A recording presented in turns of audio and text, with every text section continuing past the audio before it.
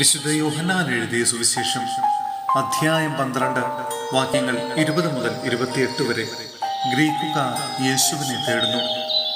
തിരുനാളിൽ ആരാധിക്കാൻ വന്നവരിൽ ഏതാനും ഗ്രീക്കുകാരും ഉണ്ടായിരുന്നു.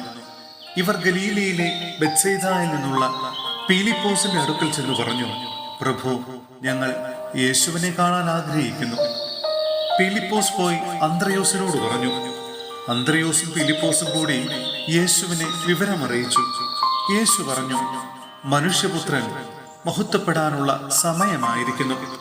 സത്യം സത്യമായി ഞാൻ നിങ്ങളോട് പറയുന്നു, ഗോതമ്പ് മണി നിലത്തു വീണ് അഴിയുന്നില്ലെങ്കിൽ അത് അതേപടിയിരിക്കും.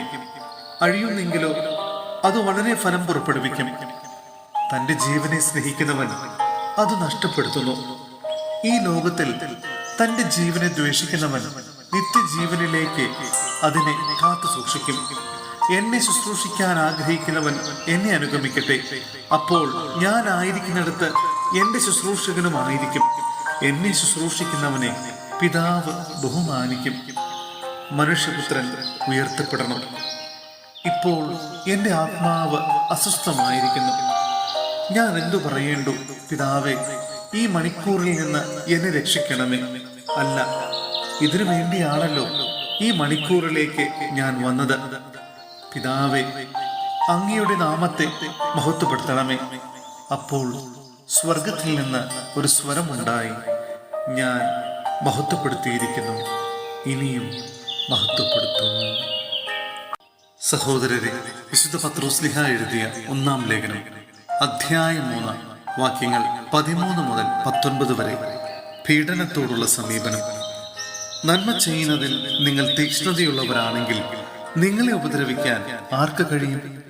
നീതിക്ക് വേണ്ടി കഷ്ടതകൾ സഹിക്കേണ്ടി വന്നാൽ നിങ്ങൾ ഭാഗ്യവാന്മാർ.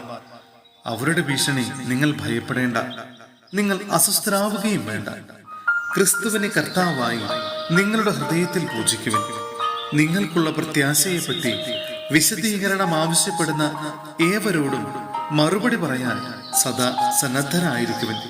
എന്നാൽ അത് ശാന്തതയോടും ബഹുമാനത്തോടും കൂടെ ആയിരിക്കട്ടെ. നിങ്ങളുടെ മനസാക്ഷിയെ നിർമ്മലമായി സൂക്ഷിക്കുവിൻ.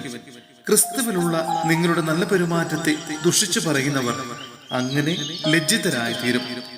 നന്മ പ്രവർത്തിച്ചിട്ട് കഷ്ടത അനുഭവിക്കുക എന്നതാണ് ദൈവഹിതമെങ്കിൽ അതാണ് തിന്മ പ്രവർത്തിച്ചിട്ട് കഷ്ടത അനുഭവിക്കുക എന്നതിനേക്കാൾ നല്ലത്. എന്തുകൊണ്ടെന്നാൽ ക്രിസ്തു തന്നെയും പാപങ്ങൾക്ക് വേണ്ടി ഒരിക്കൽ മരിച്ചു. അത് നീതിരഹിതർക്ക് വേണ്ടിയുള്ള നീതിമാന്റെ മരണമായിരുന്നു.